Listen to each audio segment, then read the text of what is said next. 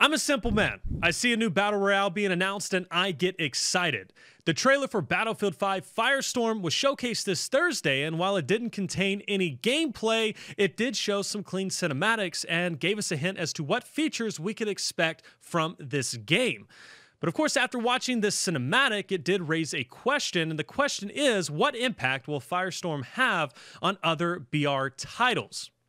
Well, let's look at what we know about the game so far. The full release is set to launch on March 25th, almost 4 months after the release of Battlefield V in November 9th. Of course, they had a lot of competitions then. You had Call of Duty Blackout, which was being released, and you also had the Winter Skirmish going on for Fortnite. So releasing 4 months later does make a lot of sense, and they were completely honest about this. It follows right in line with the original post-launch roadmap, which DICE outlined. But one interesting thing about Firestorm is that it is not being produced by DICE.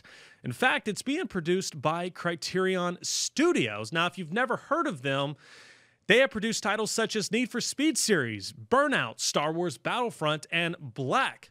But of course, with those titles, you don't hear any BR titles. So this is their first ever BR title they are producing. And in my opinion, DICE is putting a lot of faith into them to be able to produce this. There's a lot riding on their shoulders to get Firestorm right, to be a great solid addition, not only to the Battlefield series, but also to the BR genres in general. Let's go and talk about some of the features the game will consist of. And first, we'll start off with their 64 players to make it an even 16 squads, and will later include solo and duo modes. Pretty impressive. But the storm in this case, it always has to be a storm whenever it comes to BRs, you know this, is a literal fire ring that collapses down the size of the playing field as the game progresses. And yeah, that's right. It's literally a firestorm. Go watch the cinematic, and it's absolutely insane. Along with the fire ring, though, there will also be destruction featured that transforms the map, 17 different types of vehicles, including a tank, multiple objectives to gain better loot, different class selections, and the entire game will be played on the largest Battlefield map to date. So this all sounds amazing, and it gets me excited.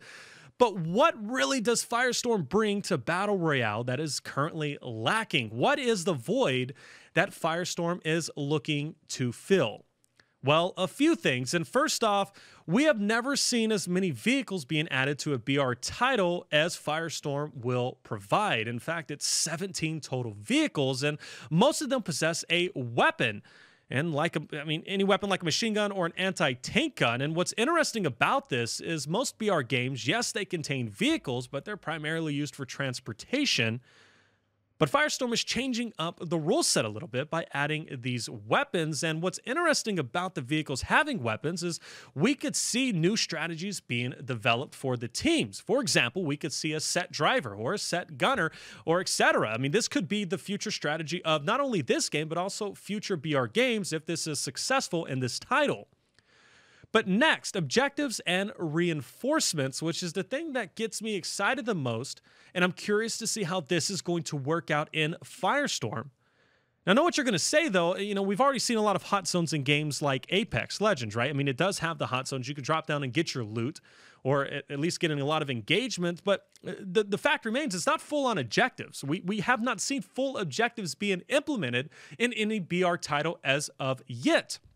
By adding objectives, we could see a lot more strategy being involved in the BRs currently, and with more strategy and with set objectives, this also could fill a huge void that BRs currently have, and that is by reducing the RNG.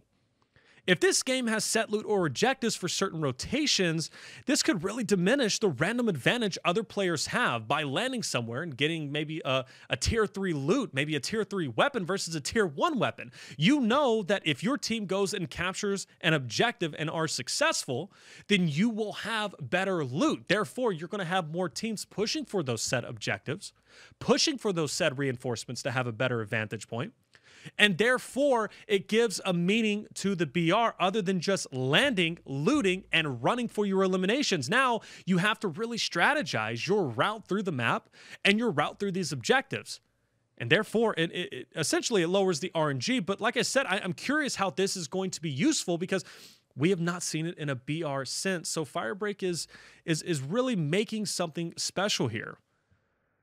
But lastly, though, the destructive feature. Now, this is something that has been in Battlefield throughout its beginning, throughout its great graphics, right? You see buildings being destroyed, you see tanks blowing down walls, weapons, whatever have you. But, the trailer did showcase, though, the fire will destroy old buildings and structures. And this is something special because we haven't seen this other than in Fortnite when they had the storm surge for a couple of, I believe maybe for a couple of weeks, but they got rid of it. Now it's not even being used.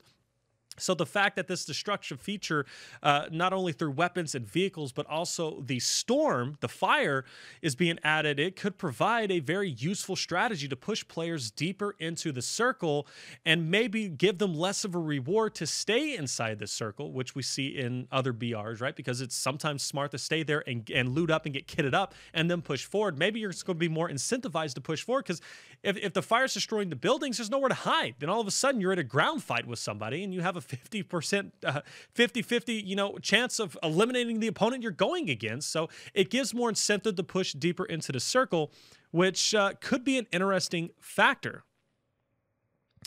But I've listed a lot of positives. But don't get me wrong, with all the positive, there's also negatives, or at least worries. And trust me, I do have my worries when it comes to this game. And not a lot of details have been released. And with the cinematic trailer, I wanted to see gameplay along with a lot of other people. I know there's a leaked video on YouTube, but I want to see official gameplay. I want to know what we're getting our hands on. What does the inventory screen look like? What are we going to be dealing with graphics-wise in-game? What does this destructive feature all include?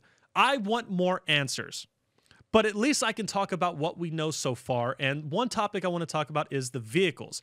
Now, I know I've been talking about it. Vehicles are great. There's 17 of them. It's going to be amazing to see. But with the addition of vehicles and weapons added onto the vehicles, you can easily run into an opportunity where we see a vehicle that is way more overpowered than it should be. So if there's not a good checks and balance added to these vehicles, especially when you start talking about RPGs being added, anti-tank RPGs being added, or machine guns, you could quickly run into a scenario where you're not going to be able to get out of. Or maybe it's just going to be a grab to land as soon as you can and grab a tank because you know you're going to steamroll through everybody on the map. Think about if you were the last team left in a circle and a team comes rolling up in a tank, you know how that's going to end. The tank is usually going to win unless you got some god tier skills. But the point is, as long as there's checks and balances added, maybe the vehicles would be a good system, but I'm a little bit worried how they're going to be able to balance all of that out, especially with there being 17 of them. Another thing that's worried me, and it continues to worry me, and maybe you wouldn't even think twice about it, but it's the map size. With Battlefield saying this is going to be the biggest Battlefield map to date, we already know Battlefield creates incredibly huge maps.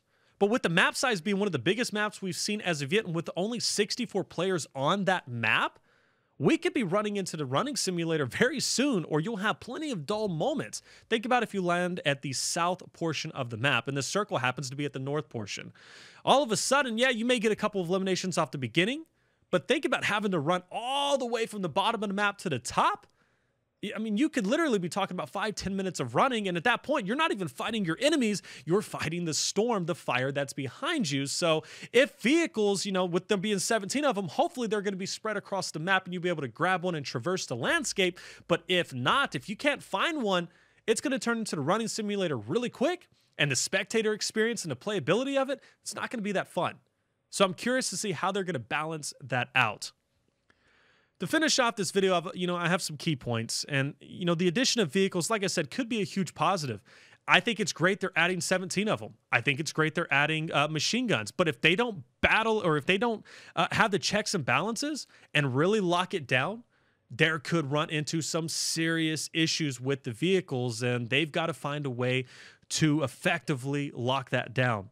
Objectives and reinforcement, it adds more depths to traditional BRs. For too long, BRs have followed the same script. Land, go through, get your eliminations, finish on top. And your strategy from that was basically the same across all teams. But now with objectives and reinforcements, it gives true meaning for your team to lock down those objectives to get the better loot. It also gives you a reason to push deeper into the circle to maybe get a reinforcement so you can fight off the herds of enemies that are going to be pushing your way. And of course, with vehicles, gives you an opportunity to better fend off the vehicles that are going to be coming your way. The destruction feature could prove to be an effective tool to speed gameplay up and force players to gain a better position in the next circle. Instead of just staying in the storm, now you're going to have to push forward because you know you're going to have to get to the next reinforcement. Staying in the storm isn't going to be beneficial because it's destroying every single build behind you and effectively getting rid of the loot that you can obtain. Overall, there's, like I said, I really think Battlefield V Firestorm could be a great game, but we don't know a lot about it, and we haven't been given a lot of insight, gameplay as to what it's going to bring, and because of that, the cinematic, as great as it was, it left a lot more questions for me to be answered than it answered the questions that I had. But with that being said, Criterion Studios, they've got a lot on their shoulders, and the way that they are going to be able to develop this VR, if they don't do it properly, it could be a flop. But if they do it right, it could set their studio to the next level. But I don't know, the jury's still out, and I'm very curious to see how it's going to pan out. But guys, let me know in the comment section, what do you think about this game, Firestorm? Is it going to impact BRs? Do you think it's going to be, something that's going to see maybe new skill sets being added to other BRs? Let me know in the comment section. I'm curious to see what you have to say.